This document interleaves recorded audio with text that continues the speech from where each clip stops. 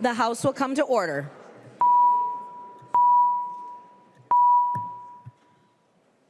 Prayer by the chaplain.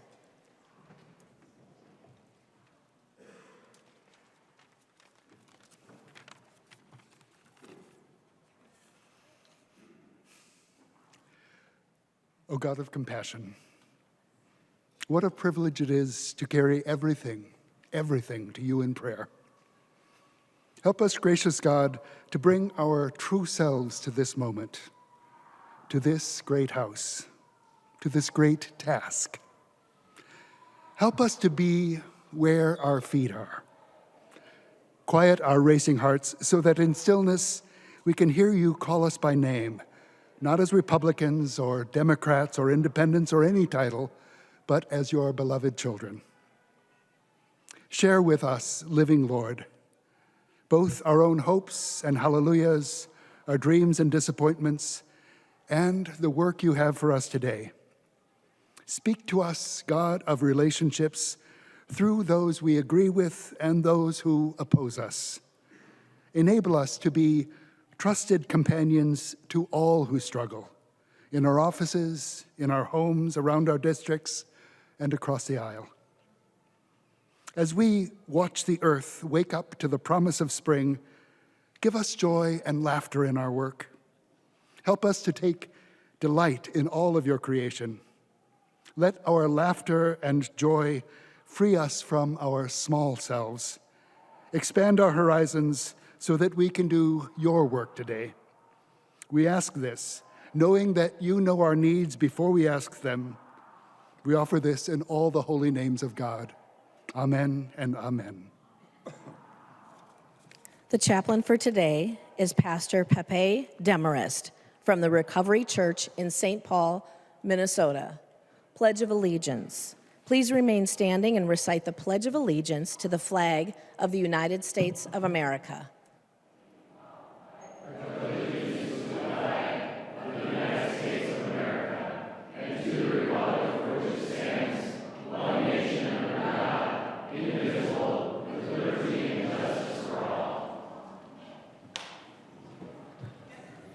The clerk will take the roll.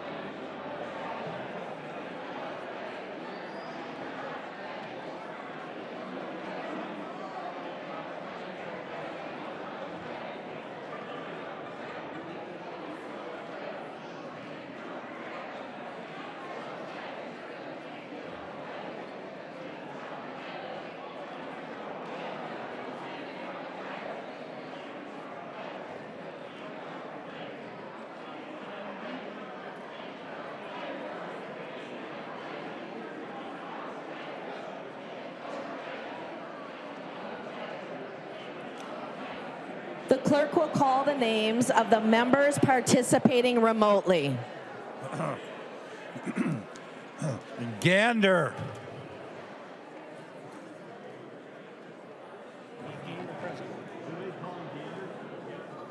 Steve Gander, present. Gander, present. Hicks.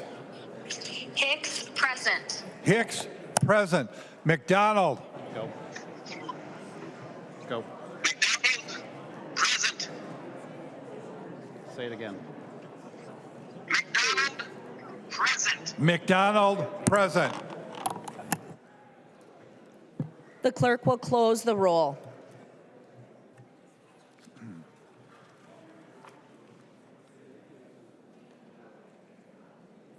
Yep.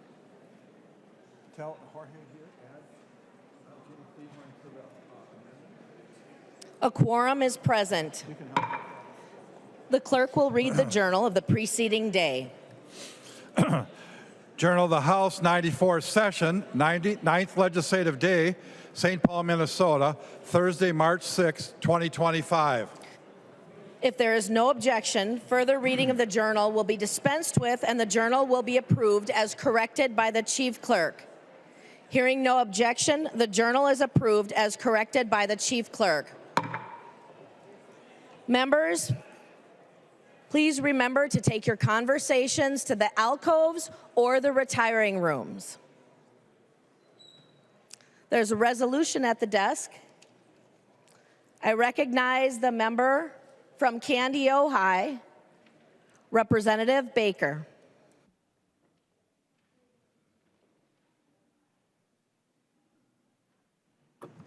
Thank you, Madam Speaker and members.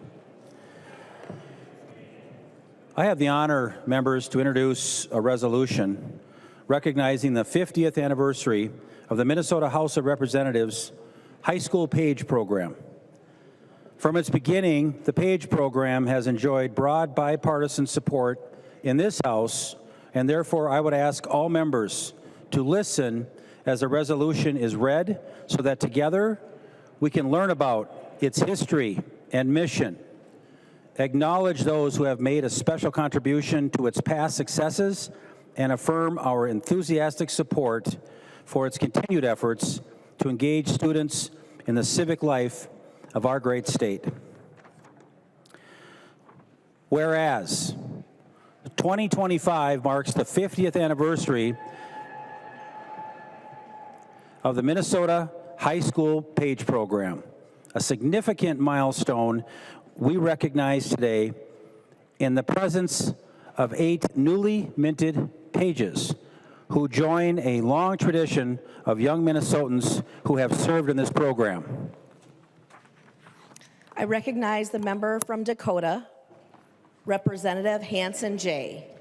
Whereas the future of democratic institutions such as the Minnesota House of Representatives relies on the engagement and involvement of our youth, who will one day sit at these desks debating and making decisions on important issues facing our state. I recognize the member from Hennepin, Representative Robbins. Whereas in 1973, the Speaker of the House, Martin Olaf Sabo, visited the Maryland State House and learned about the General Assembly Student Page Program founded by Speaker Thomas Hunter Lowe. Inspired by this program, Speaker Sabo returned to Minnesota, determined to establish a similar initiative in the Minnesota House of Representatives. I recognize the member from Ramsey, Representative Lee Kay. Whereas Speaker Sable was instrumental in founding the Minnesota House High School Page Program with the efforts of his staff and the Chief Sergeant at Arms office. MJ Hedstrom, a young Assistant Sergeant at Arms, played a key role in launching and leading the program for its first 6 years. I recognize the member from Mauer, Representative Mueller. Whereas the program has evolved over the years, it remains dedicated to its original mission, bringing high school juniors from across the state to St. Paul for a week of service and learning. As Speaker Sabo noted in 2013, it was a good idea in 1975, and it still is. I recognize the member from Anoka, Representative Norris.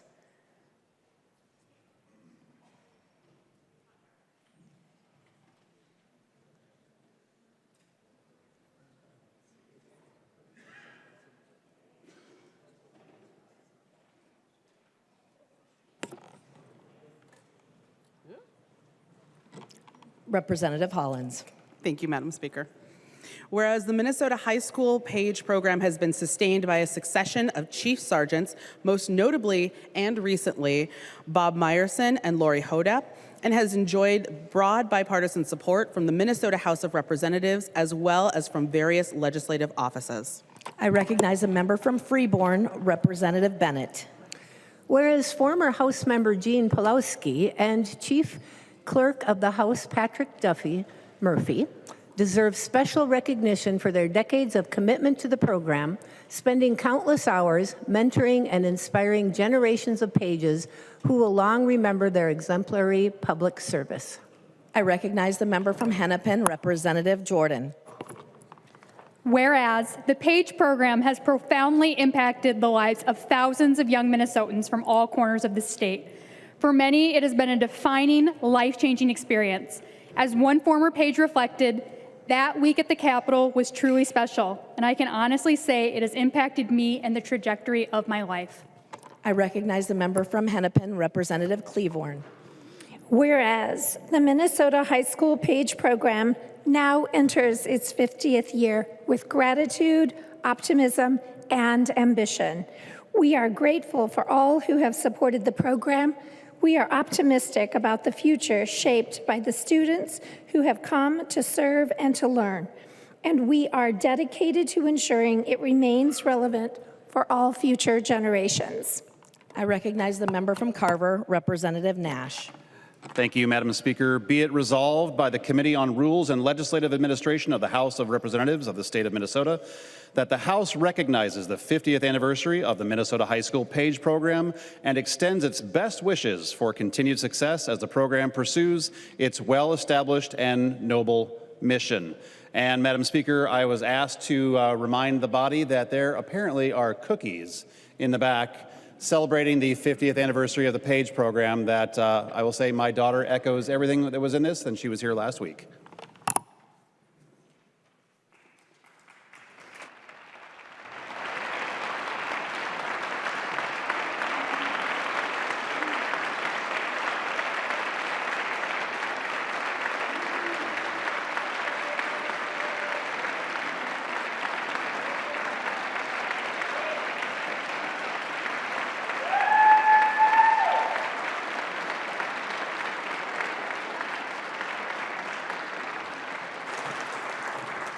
And members, I wanted to announce that with us today is former Representative Gene Pulowski. You've already given him a hand. Please go ahead and do so again.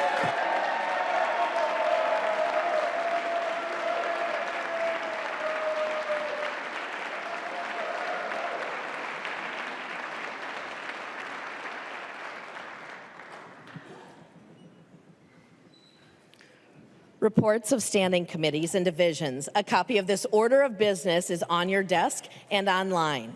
If there is no objection, the reports will be adopted. Hearing no objection, the reports are adopted.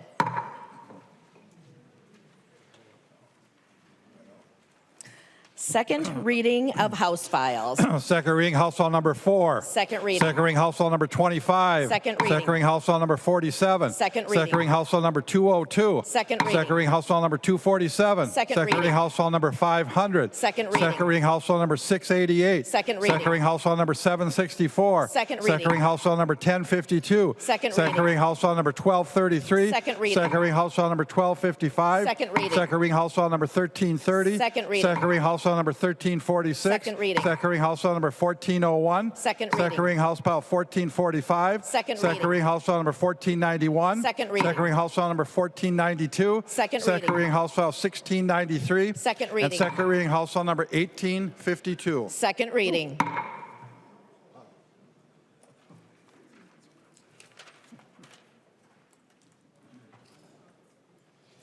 Introduction of bills. The following House files have been offered for introduction today. The Chief Clerk will report the House files and give them their first reading. Introduction of first reading of House Files 2018 through 2149. First reading, House Files 2018 through 2149.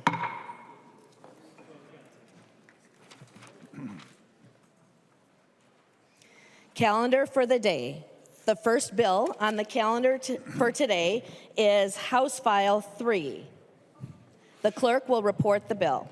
House File number 3, number 1 on the calendar for the day, an act relating to state government requiring a legislative auditor to submit a report to the legislature related to an agency's implementation of legislative audit recommendations. The second, engrossment.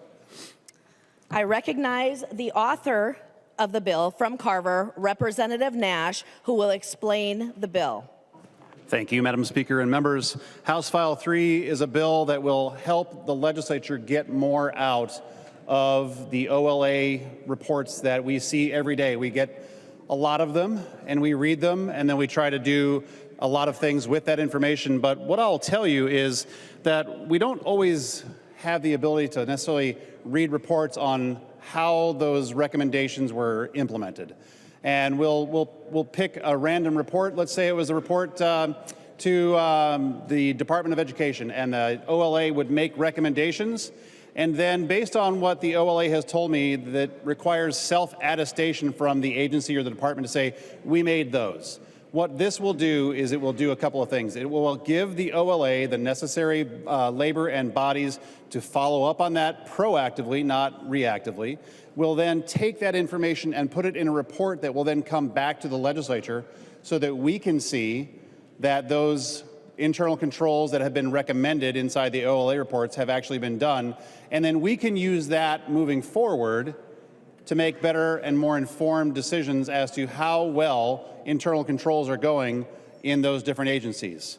And I'll share some of the history of this bill with you. I was looking at a way to, in a non-invasive manner, provide more information to the legislature to better utilize that data and to help us prevent future fraud. We're not going to litigate the past. We're going to move forward. We're going to look at how do we spend money, how do we do it wisely, and are we holding the agencies accountable to the recommendations of the OLA? And I have yet to hear anybody say that the OLA does bad work. They all think that she does very, very good work. And her predecessor, Jim Nobles, did fine work too. Interestingly enough, in 1993, an OLA report said that this very thing that I am proposing should be done in order to get more out of the data that we get from the OLA. So the recommendation was put information into a report and get it to the ranking members and chairs and speaker and anyone who would take the report so that they can be better informed. So to that effort, we have an appropriation in here that it provides for 2 people for the OLA and effectively half a person for the Department of Administration. Actually, it's management and budget, my apologies. But it is a very straightforward bill, and it seeks to make us better informed members so that we in turn can make better and more informed decisions as to how we fund based on the perhaps great internal controls or a lack of internal controls. Those are ultimately all things that we are accountable to when we make decisions here at the legislature. Madam Speaker, that is the bill, and I would stand for questions. There are no amendments at the desk. The clerk will give the bill its third reading. Third reading, House File number 3. Third reading. Discussion to the bill. The member from Olmsted, Representative Quam. Thank you, Madam Speaker and members. Over 14 years, I've been on the Legislative Audit Commission. And there's been a lot of great work and things coming from there that some of it we get put in legislation. But there are so many reports that happen when the session's not in session. This bill would allow us to get a summary to understand what might need to be included or improved in processes. And I think that this bill is a good step towards better government. Thank you. I recognize the member from Anoka, Representative Stevenson. Well, thank you, Madam Speaker. This bill, what it basically does is it takes a bunch of reports and creates a new report summarizing the other reports.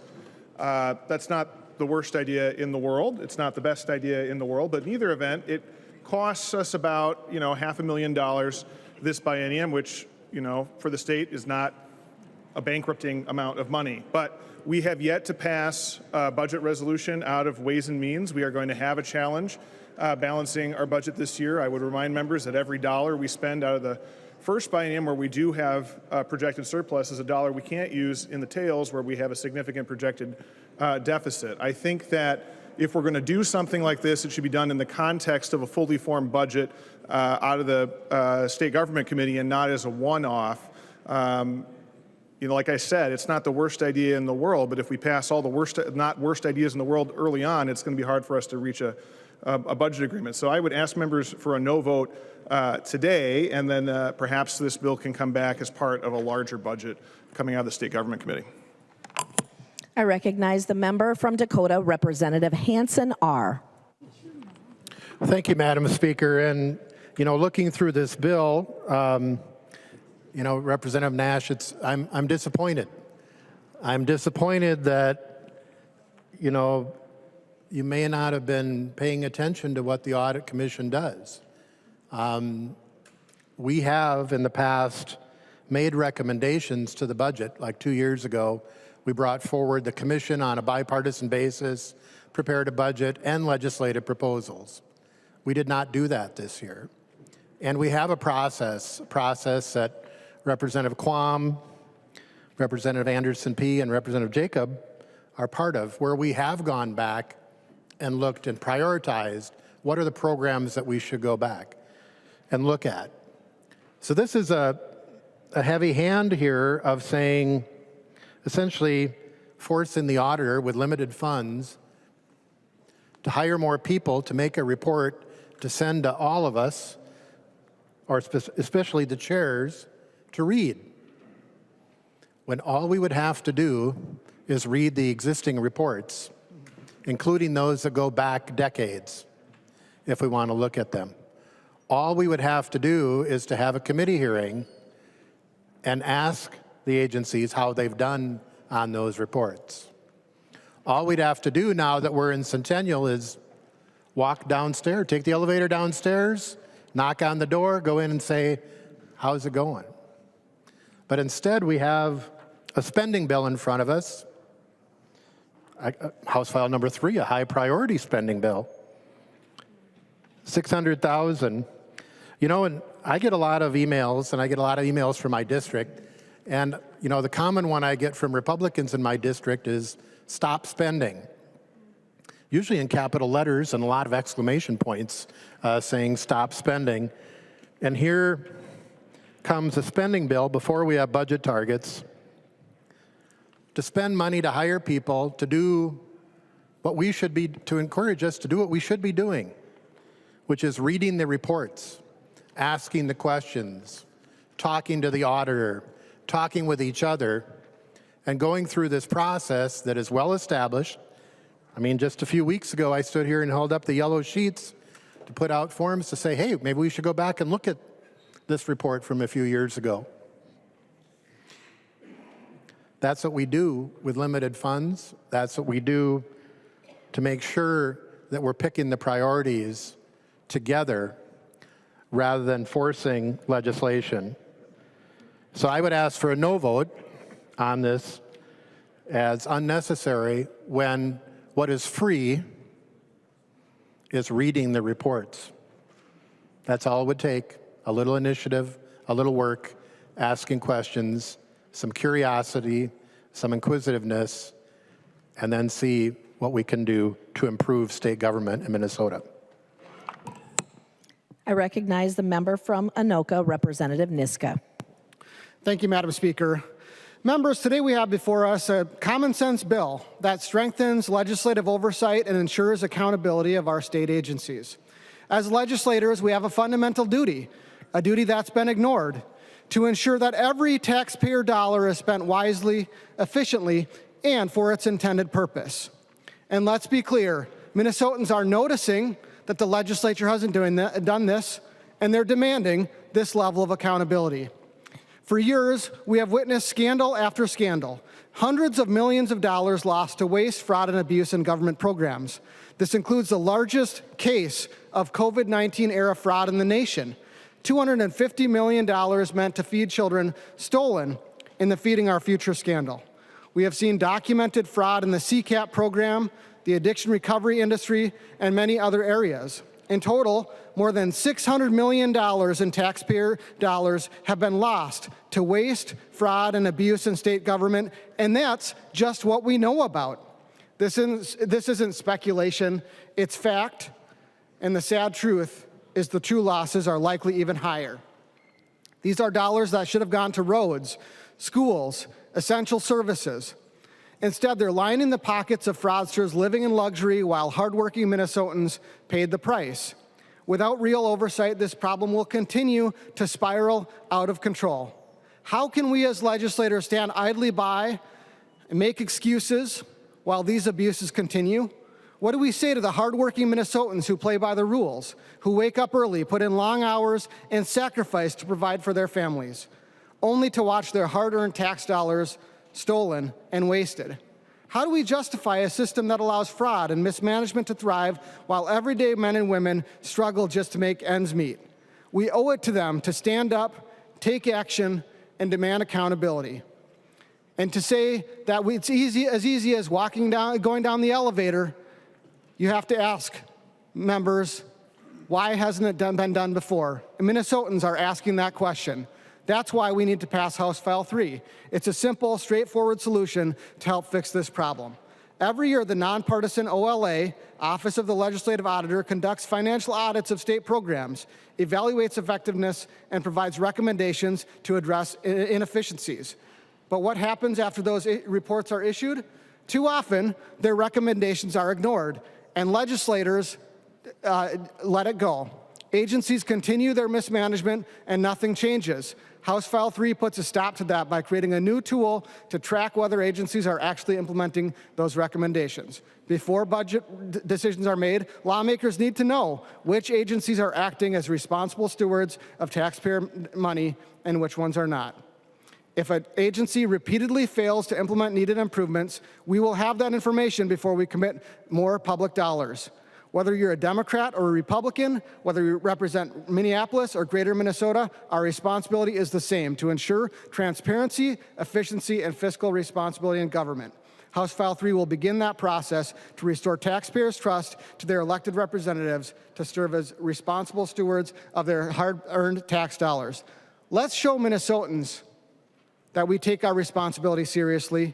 Let's show Minnesotans that we make this a priority, that we don't just wait till the end. Let's demand accountability. Let's put an end to waste, fraud, and abuse. Members, vote green.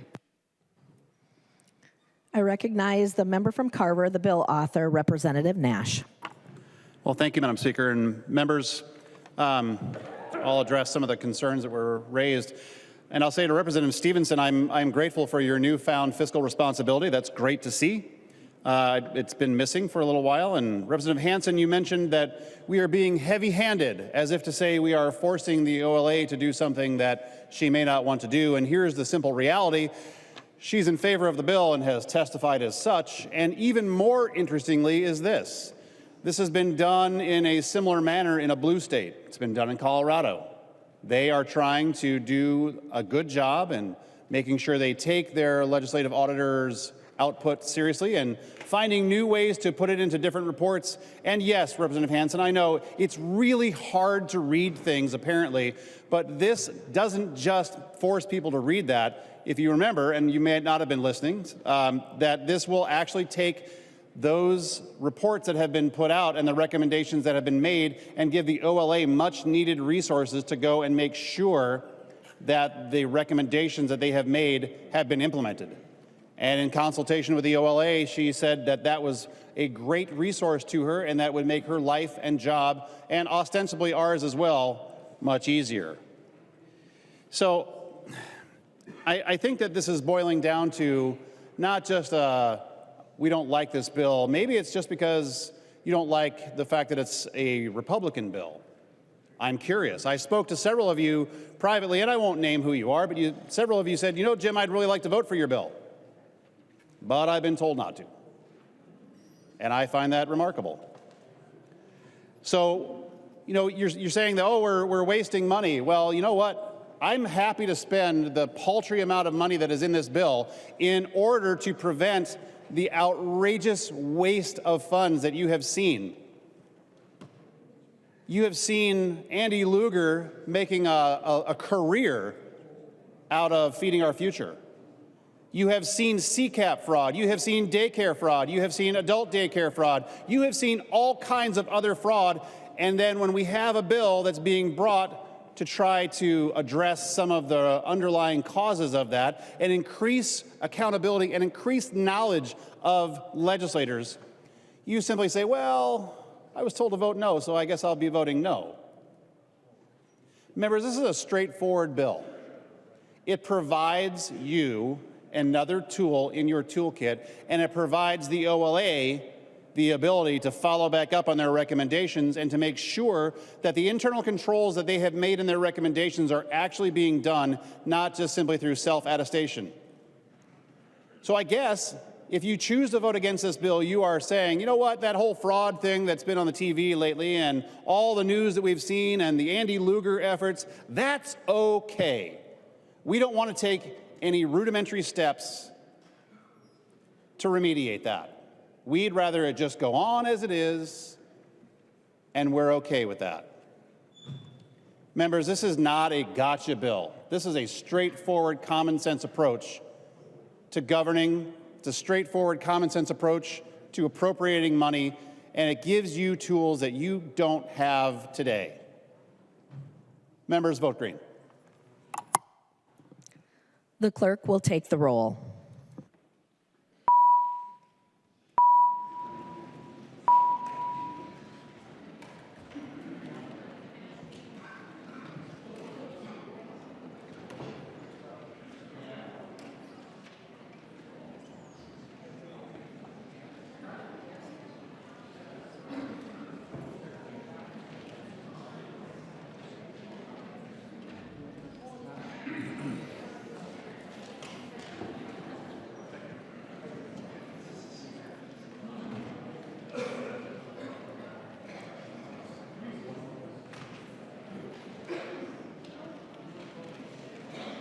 The clerk will call the names of the members participating remotely. Gander. Go ahead, Steve. Gander votes aye. Gander votes aye. Hicks. Hicks, no. Hicks votes no. McDonald. McDonald votes aye. McDonald votes aye.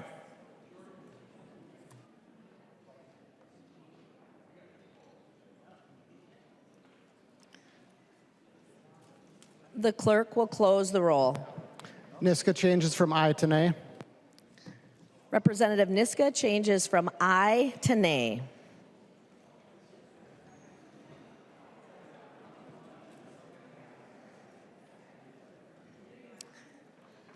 There being 66 ayes and 67 nays, the bill does not pass. Representative Niska. Thank you, Madam Speaker. I move to reconsider and request a roll call. Representative Niska has moved to reconsider. A roll call has been requested. Seeing 15 hands, there will be a roll call. Any discussion? Seeing no further discussion, the clerk will take the roll.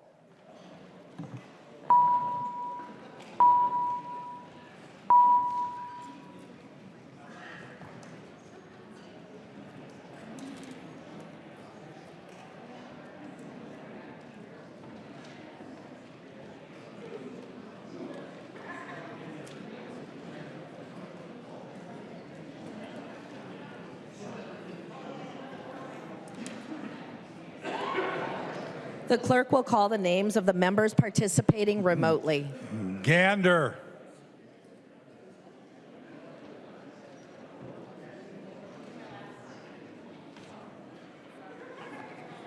Go ahead. Gander votes aye. Gander votes aye. Hicks. Hicks, no. Hicks votes no.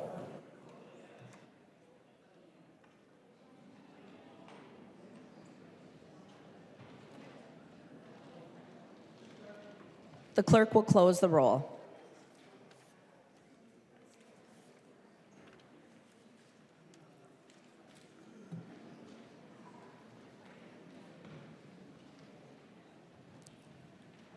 There being 67 ayes and 66 nays, the motion prevails.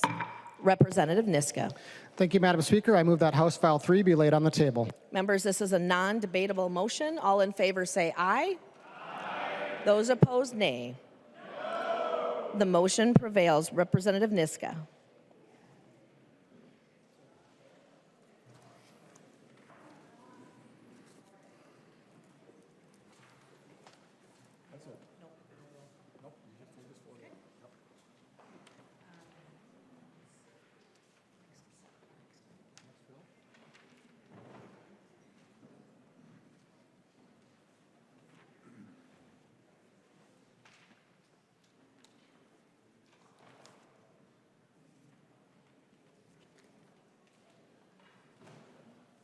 The next bill on the calendar for today is House File 23. The clerk will report the bill. House File number 23, number 2 on the supplemental calendar for the day, an act relating to employment, providing definitions, modifying whistleblower protections for public employees, the first engrossment. There are amendments at the desk. If there is no objection, we will let the author explain the bill before we act on the amendments. I recognize the member from Hennepin, Representative Robbins. Thank you, Madam Speaker and members.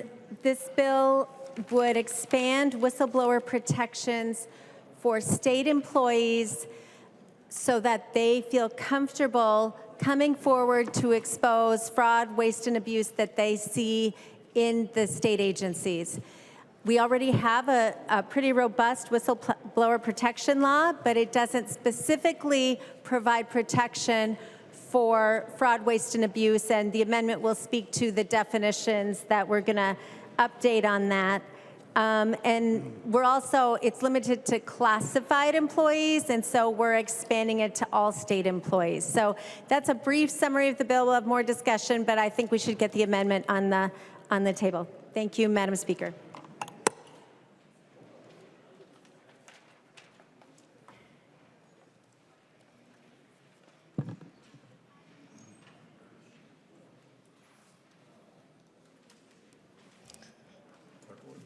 The clerk will report the amendment.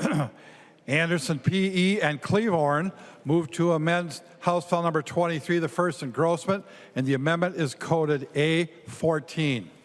I recognize the co-author of the amendment, Representative P.E. Anderson. Thank you, Madam Speaker. And this is a bipartisan amendment. Myself and Representative Cleavorn, I'll take the first section, and maybe she'll be willing to take the second section.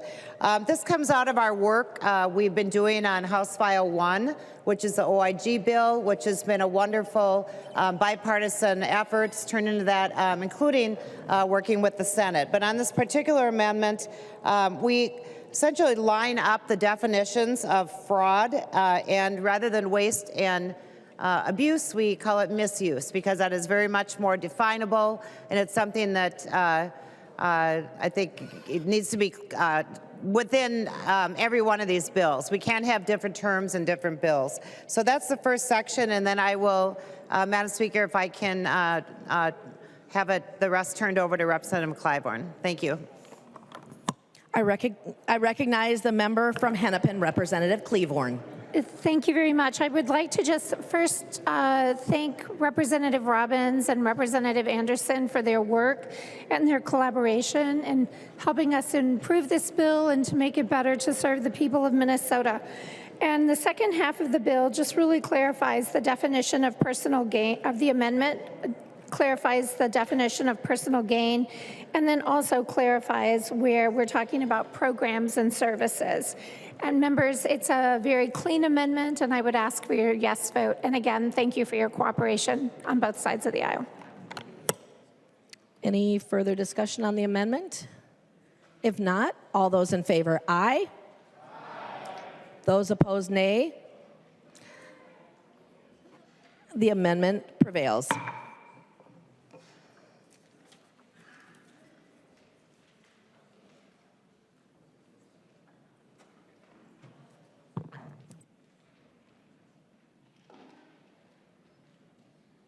There are no further amendments. The clerk will give the bill its third reading. Third reading, House File Number 11, as amended. Third reading. Is there a discussion? I recognize Representative Pinto.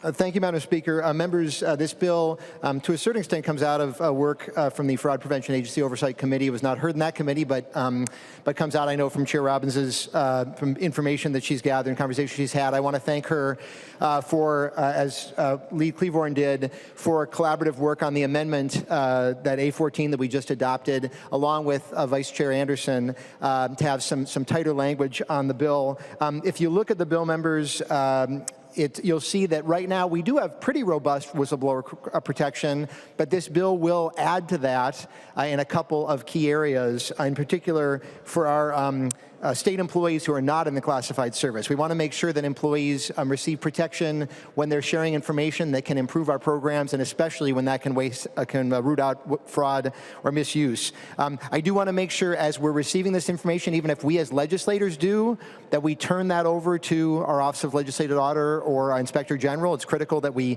do that, and I know that as Chair Robbins is talking to folks who are contacting her and she's sorting things through, she's going to continue to do that, and I want to make sure that we all do that as well.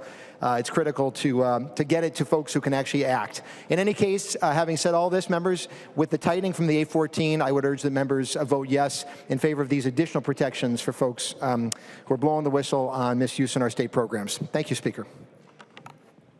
Any further discussion? I recognize the author of the bill, Representative Robbins. Thank you, Madam Speaker and members. Thank you for the work that we've had, good bipartisan support to help expand whistleblower protection for our state employees who work so hard and want our programs to run well. So I appreciate the bipartisan cooperation. I would note for the record that the original definitions of this bill for waste, fraud, and abuse were adopted by the majority last session in the Department of Education Inspector General language. So I'm all for aligning areas of statute. I think these definitions are better, but that's still something that I hope gets cleaned up in the Education Conference Committee. So this is a great bill. It expands protection for our state workers, and it ensures that people feel comfortable coming forward to report misuse of government funds. Thank you, members. The clerk will take the roll.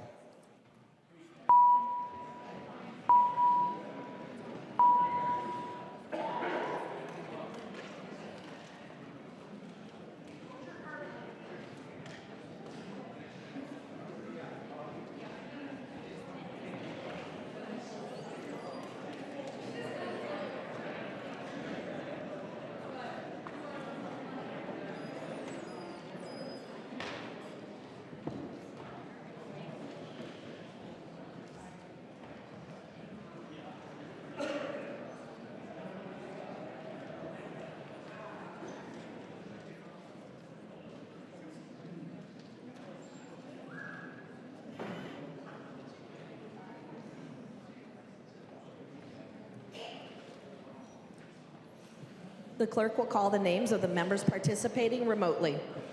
Gander. Gander votes aye. Gander votes aye. Hicks.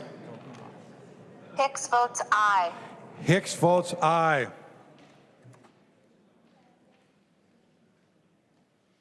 The clerk will close the roll.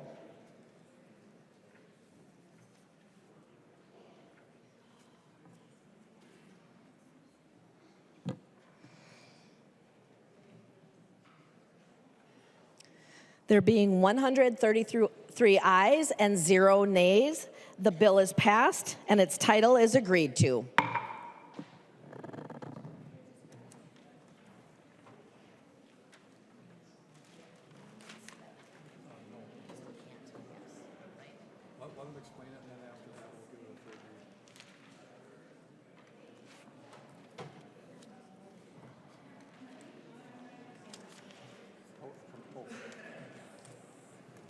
The next bill on the calendar for today is Senate File 1552. The clerk will report the bill. Senate File number 1552, number 3 on the supplemental calendar for the day, an act relating to agriculture, modifying financial reporting requirements for grain buyers, the first engrossment. I recognize the author, Representative Anderson, PH, who will explain the bill. Thank you, Madam Speaker. Members, this bill, we've taken the Senate language here, represents the result of a lot of compromise and negotiation among grain elevators and grain buyers in Minnesota and the Department of Agriculture. The department oversees the financial operation of grain buying here in Minnesota. And the smaller elevators were telling us that it was getting increasingly difficult to find a certified public accountant to do their yearly financials. And it was also pointed out that it was getting really expensive to have it done by a CPA, with numbers we heard ranging from $7,000 to $8,000 on the low end up to getting close to $20,000 on the high end for these smaller grain elevators. And members, what this bill does is it lowers the threshold for these smaller elevators who purchase grain from having to have their year-end accounting statement done by a CPA. Those who purchase less than $7.5 million worth of grain would be subject to a financial statement prepared by a third-party independent accountant. The statement must include a balance sheet, a statement of profit or loss, income, a statement of retained earnings, a statement of cash flow, and a statement of the dollar amount of grain purchased in the previous year by that facility. And those grain elevators that purchase between $7.5 and $17.5 million worth of grain in a year would be subject to a review or audit done by a certified public accountant. And for those larger grain buyers purchasing more than $17.5 million worth of grain, they would be subject automatically to an audit by a CPA. We are doing this bill as a standalone bill with the support of the Department of Agriculture. The original bill passed in a bipartisan fashion in our House Ag Committee, but there were still a couple of concerns raised by members of the committee. So we drafted a couple of amendments. One of those was to reinstate a provision that would require, in the case of a cooperative, the general manager and the board members to sign off on that financial report. And the second amendment was to lower that higher threshold for the larger elevators for a full audit from 20 down to 17.5 million. Those amendments were added to the Senate bill and passed off the Senate floor, I think, a week and a half ago. The Senate vote, by the way, was unanimous, passing this bill at 66 to nothing.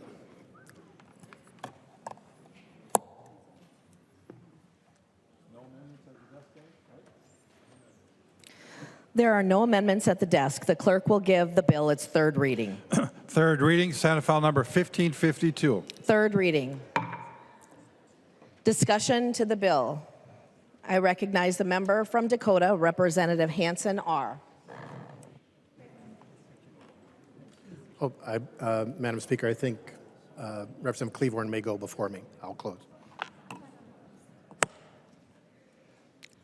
I recognize the member from Hennepin, Representative Cleavorn. Thank you very much, and I apologize for not being on the list. I have mixed thoughts about this bill. I appreciate everything that you're trying to do, and I understand the difficulty with getting the CPAs and the audits done. However, we did create a $10 million indemnity fund previously to help if there was a problem. And I think we need to be really careful that we don't start the precedent that if just because it's difficult to get an audit, then we need to change the thresholds. That makes me very nervous. So for today, I know that many people will not agree with me, but it's very difficult for me to vote yes on this particular bill at this particular time, but I do appreciate the work that you're willing to do. Thank you. Further discussion. I recognize the member from Dakota, Representative Hansen. Thank you, Madam Speaker. And Representative Anderson, I am going to vote yes on the bill today, and You went, and when you were describing the bill, you described the back and forth, not only between our side of the aisle and your side of the aisle, but also with the Senate. And you did listen to some of our concerns. And I think this is a good way of trying to resolve problems. You know, earlier today I expressed concern about a one-sided way of moving through a budget bill in committee without our input. But this bill is different. Representative Cleaborne's concerns are valid, and that is why we raised those concerns in committee. That's why we raised the issues, not because we wanted to oppose one side of the aisle or the other, but because we had actual concerns. And I want to go back a little bit in time. Why did we do the conditions that we have over the last few years? And I think this is important for new members, that sometimes when we make a change, we put in protections and say, oh, we're going to have guardrails. We're going to have guardrails that are going to protect on this. And so there was the incident of the Ashby elevator back in 2018, I believe was the year. And we had a failure of that elevator.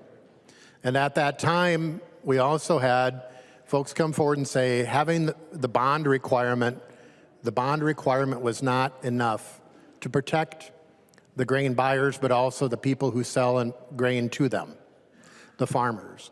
And so we got rid of the bond requirement. And then we came back and we changed and set up, as Representative Cleaborne said, we set up a publicly funded indemnity fund. Now, I've heard, where did the money go during the surplus? Well, 10 million of it went into this indemnity fund to protect people from the explicit fraud, the type of fraud that occurred in the Ashby elevator. But with that indemnity fund, we set in guardrails, and we said, hey, you know, if you're going to be dealing with grain buying at large amounts, we're going to have a CPA review your documents. And we put in a requirement, and this was very important for our side of the aisle in committee, was we put in the requirements that the boards of directors and the CEO had to sign off on those financial statements. Because Representative Anderson, as you remember, with the Ashby elevator, they said, I didn't know. I didn't know what was happening. And there's a fiduciary responsibility for those boards of directors and that CEO. So the change, members, that gets me to the green vote that you accommodated by us working together was restoring that provision that says the boards of directors and the CEO have to sign off. Now, we did increase that amount to $17.5 million that can be reviewed by, not audited, but reviewed by an auditor. For some of our members, that's going to be too much. So I'm encouraging members to vote their conscience. I am voting yes for the bill because I think it is an example of, it could have been, if the original bill had gone through, I would recommend no vote. But you did make the changes. You made the changes because we worked together. And I think that's an example of keeping the protections, not all of them, but keeping the protections and getting to a yes vote. That's the way we should be doing things, and I hope that's the way we do things in the future. I recognize the member from Pine, Representative Nelson. Thank you, Madam Speaker. And as I rise to talk on this bill in support today, I want to thank Chair Anderson and Representative Hansen for working on this, and and also the Senate coming to an agreement that we can all work on. And my concern mostly has been for our smallest elevators and our smallest grain buyers. I've got a grain buyer in my district that, their largest customer, or their volume-wise, is people that are, maybe would consider themselves hobby farmers, but they are no less producing eggs and maybe sheep, some 4-H projects, and many of them are probably in the emerging farmer category. Maybe their grandparents farmed, they've moved out to our district, and they're able to buy this feed that's that most of it's grown locally. It's manufactured. It's made into a feed for our animals right in our town, and it's really providing a great service. Not only is it providing the feed, but there's also the technical support of how much do I feed a pig or a sheep or the chickens. Getting that support there and having the individuals in our small town right in the store that's able to ask those questions. And it's really been a great thing in our community to have this. And when this legislation had passed, this is this business has been in the family for decades. And what had passed after the 2018 Ashby elevator failure nearly put this business nearly put them out of business, because they were having a difficult time to find a CPA that could do this. They looked all over. They had used a local accounting firm for years. They had to move away from using their local accountant to, I know that they had gotten some quotes out of Duluth. They had gotten some out of the Twin Cities, some out of St. Cloud. I know that they'd heard some, from back over in Wisconsin, and they were having a difficult time being able to get a CPA hired to be able to do this review. And it was a real challenge on having this, and he was really concerned that he was going to have to shutter this portion of his business. So I'm thankful that we've been able to come to a point where we agree on some language that gives the guardrails. Representative Chaw, I want to thank you for the grain indemnity work that we did last year, and that's also something that the Department of Agriculture also feels that they have the ability for somebody that is not paying, not doing their work. They can suspend a license. They can go after somebody that is not paying their bills. That they have the ability, in a large part, because of the grain indemnity bill that you did last year. So I thank you for that. And with that, members, I would encourage a green vote, and I look forward to seeing this on the governor's desk and signed into law. So thank you.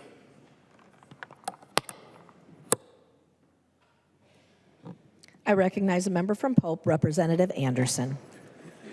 Thanks again, Madam Speaker, and thanks to the members for speaking and for your support of the bill. It's going to help our smaller grain buyers and elevators all across the state. And just to give you a little bit of perspective on the amount of grain produced by farmers in Minnesota, if you added up all the grain that these smaller elevators purchased in a year's time, it amounts to less than 1% of all the grain produced and sold in Minnesota in a calendar year. So these truly are our small elevator businesses, and they would really appreciate this help from our legislature and get it to the governor's desk, as Representative Nelson said. So I'd appreciate your support, and thanks. The clerk will take the roll.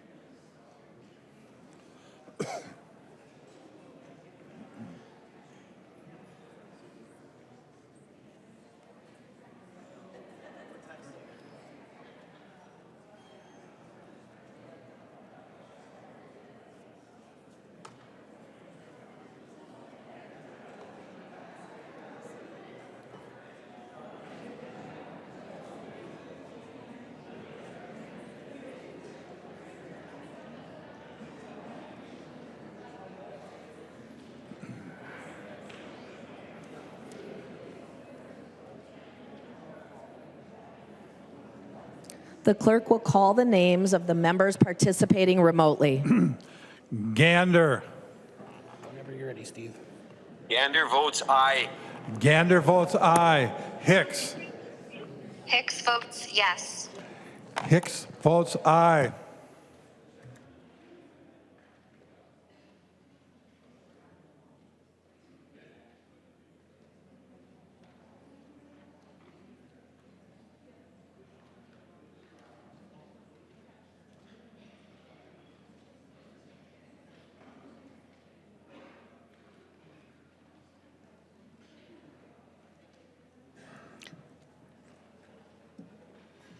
The clerk will close the roll.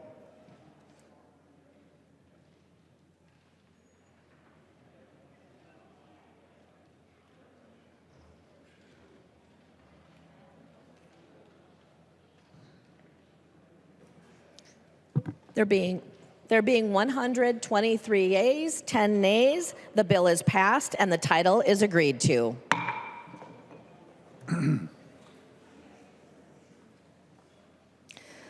The next bill on the supplemental calendar for today is House File 11. The clerk will report the bill.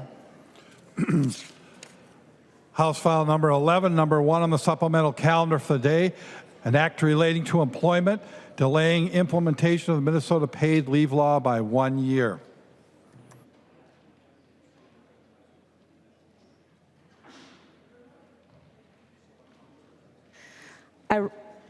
I recognize the author of the bill from Candio High, Representative Baker.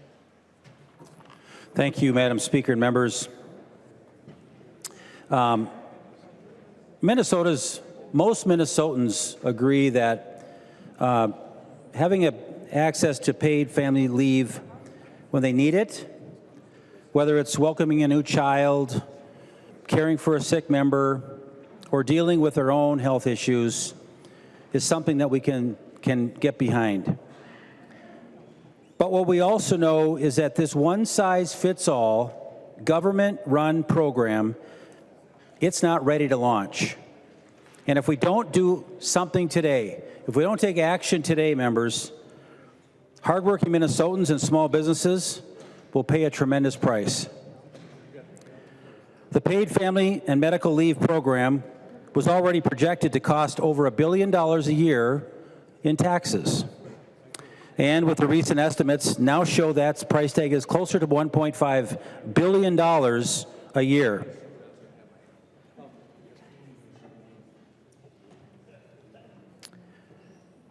This means even less money in workers' paychecks and an even heavier burden on small businesses already struggling to stay afloat with a very thin workforce staff. Here's what it really means to the people we represent. If you're earning a medium income, this is going to cost you about $500 a year for the program. So for the businesses, take that 500 times the number of employees you have, and that's what it's going to cost the small employer. So this is creating a major financial strain on mom and pop shops that are already dealing with rising costs and severe worker shortages. Remember, this isn't just about time off. It's about how much money is being taken out of our paychecks and how much this will cost businesses and workers who are already stretched thin. We've got to get serious about this bill that is set to launch January of 2026, which, by the way, is about 290 days away from today. What I want to make sure we're talking about here today, though, is a lot of members that took a lot of time to write this bill the last couple of years. You say this bill is ready. It's ready to go, and you can't wait to get it out the door. The Department of Economic Development will tell you it's ready. And listening to a recording this weekend of the small business call that happened last fall with the Department of Economic Development, what they really emphasized was how much they're relying on businesses to carry this message to the employees. This is super critical Businesses have to get behind this. You got to hang the posters up. You got to explain the rules. You got to explain when they can use it or not. And that's on the employers to share that message. But let me remind you of what they also said was the posters are coming in December of 2025. So we're going to hang it up 30 days before this thing goes out. Did you know, members, that the rulemaking is not over yet? Rulemaking is how we're supposed to understand how this rolls out. Rulemaking is how businesses that have to roll this thing out with their benefit set that they already have, they have to know how this is going to work on top of what they already have. For an example, can people take 12 weeks off for a new child, paid family leave here?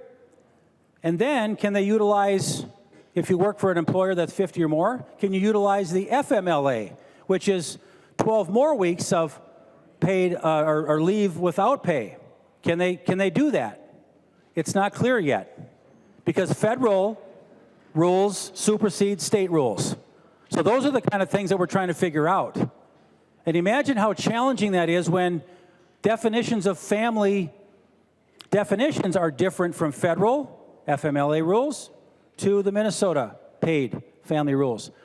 The definitions of family are different, so it's going to make it a real problem when folks want to try to use those back to back.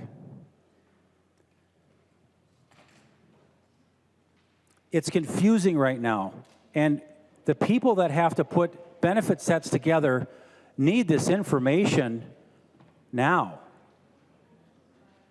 But telling people that the rules are going to be clarified here later this spring, there's more announcements coming out this fall, right on top of open enrollment periods of time, this is far from ready to go out the door. Now, DEED will tell you that, yet we're ready. They're building this car, members. They're building this thing that's going to work in their minds, but there's no roads to make it work because the roads have to get to the employees and the businesses who actually have to put this program out. You got to have it all working together. It's not going to happen.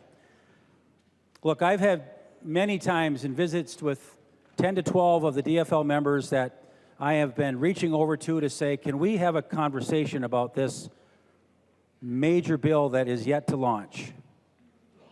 Right now, there's nobody really interested. There is one member that sat down and took notes. I want to thank Representative Feist for sitting down with all genuine Ernst and trying to sit down and try to figure out how does this work. She's a business owner too, and I'm looking forward to having more conversations about that. But many members right now are not interested in touching what I've been told is the perfect bill. I have got to tell you, we've got to get serious about this because in no way are businesses ready for this. They're not accepting it. If you listen to the calls, you will hear the concerns of business owners clearly.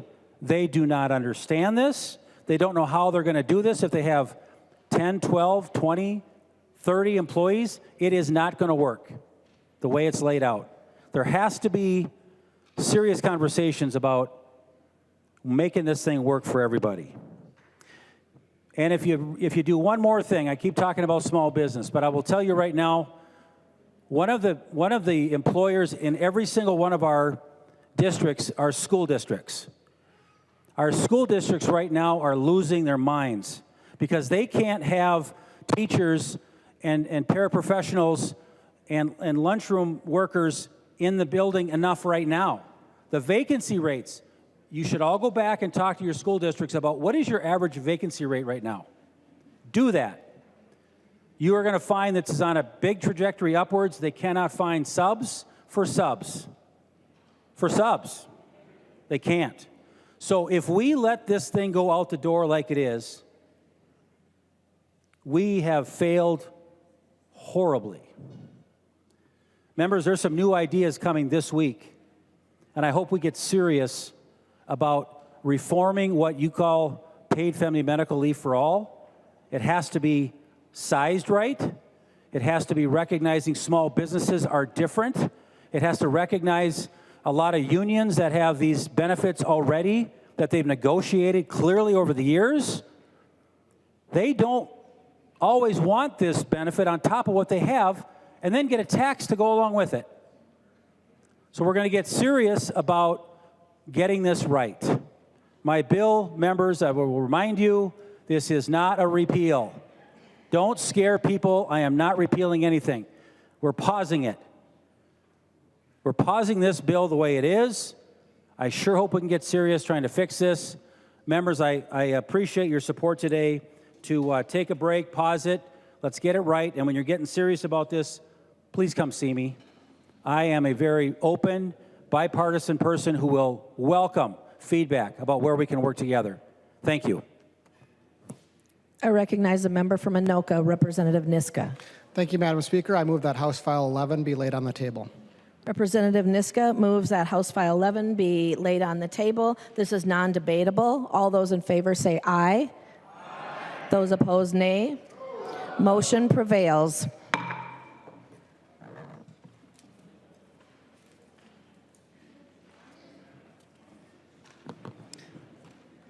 Motions and resolutions. There are copies of the non-controversial motions at the House desk and online.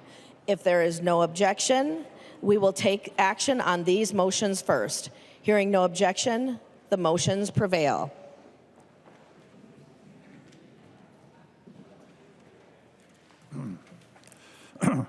Coulter moves that House File number 1949 be recalled from the Committee on State Government, Finance, and Policy and be re-referred to the Committee on Elections, Finance, and Governmental Operations. I recognize the member from Hennepin, Representative Coulter.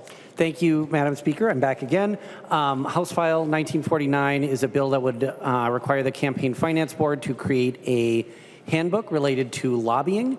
And so it does properly belong in elections and government operations.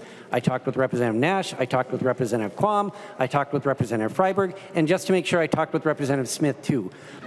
Everybody agrees that we should send it to elections and government operations. Thank you. Any further discussion?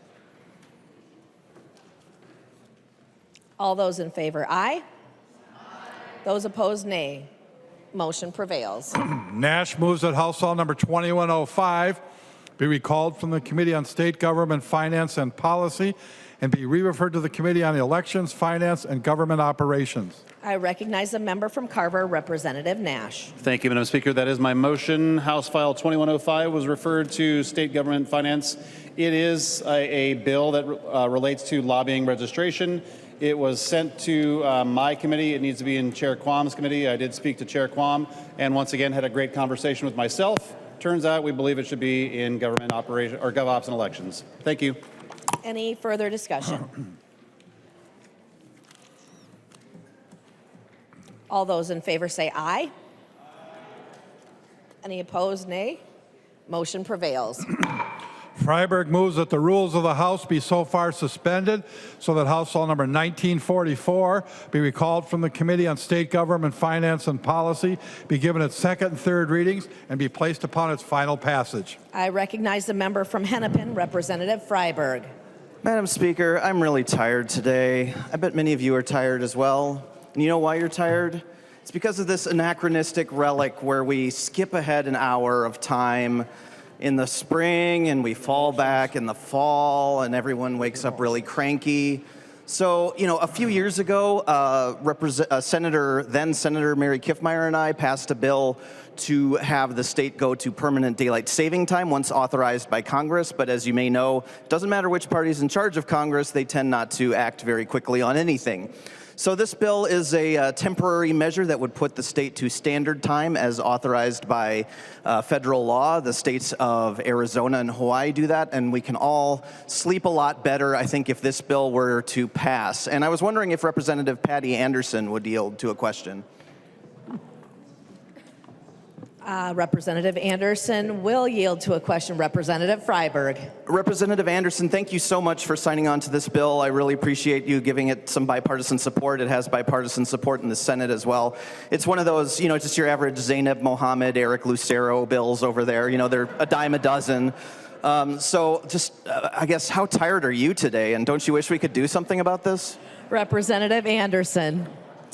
Thank you, Representative Freiberg. I can't tell you, yesterday, Sunday, I was just exhausted, sitting in my pajamas. And I thought, oh, what am I going to do? So I was looking at my emails, and I saw an email from Representative Freiberg about how terrible, terrible, terrible it is that we are still dealing with this daylight savings time. And I'm so happy, and I thank you so much. This is the best bill we've had. So, and I'm on board. And I can tell you that Representative Lucero, I had a chance to call him and call some of the other people like Representative Lucero, and they are thankful too to you. So thank you. Representative Freiberg. Thank you. Would Representative Greenman yield to a question? Representative Greenman will yield to a question. Representative Freiberg. Representative Greenman, aren't you tired today? And don't you wish there was something we could do about it just so we don't have to deal with these clock changes all the time? Representative Greenman. Thank you, Madam Speaker. There's also bipartisan opposition to this bill. We passed a great bill 2 years ago that says we will go to daylight savings time. We should all do our work to make sure that we get that extra hour. If anybody yesterday at 7:10 was outside enjoying the sunlight, this bill will take that hour away from you. Members, we don't want that. We're here too long. So thank you, Representative Freiberg. This is a terrible bill. I yield. Representative Freiberg. Well, thank you, Madam Speaker. Looks like I still have some work to do on my side, so I guess I'm going to have to withdraw this motion very reluctantly. Representative Freiberg withdraws his motion. Announcements. Representative Niska. Oh, Representative Kresha. Thank you, Madam Chair, Madam Speaker. And GOP Education Policy and Finance members will be caucusing in the caucus room right after session. Representative Perryman. Thank you, Madam Speaker. I would like to invite all of you to tomorrow night where the St. Cloud Chamber of Commerce is making the trek all the way up here with lots of business owners and lots of great people. So at the Radisson, across the street, you can walk over because the weather's so nice, and it is still light out for a long time, like we all just talked about. So from 5 to 7 at the Radisson Hotel, great food, great conversation. St. Cloud, Minnesota's Chamber of Commerce, which is a 5-star chamber. I'll see you all there, and it's tomorrow night. Tomorrow night, thank you for I said 5 to 7. Thank you for paying attention. 5 to 7. Did everybody get the message now? All right. 5 to 7, Radisson Hotel, tomorrow night, across the street, staff, members, everyone's invited. Please come and join us and have some great food and some great conversation with some great people from St. Cloud, Minnesota. Thank you. Representative Niska. That's it. Thank you, Madam Speaker. I can't compete with that, but the Rules Committee will be meeting 30 minutes after session in Capitol 123. I move that when the House adjourns today, it adjourns until noon, Tuesday, March 11, 2025. Representative Niska moves that when the House adjourns today, it adjourns until noon, Tuesday, March 11th, 2025. All those in favor say aye. Those opposed, nay. The motion prevails. Representative Niska. I move that the House do now adjourn. Representative Niska moves that the House do now adjourn. All those in favor say aye. Those opposed, nay. The motion prevails, and the House stands adjourned until Tuesday at noon, March 11th, 2025.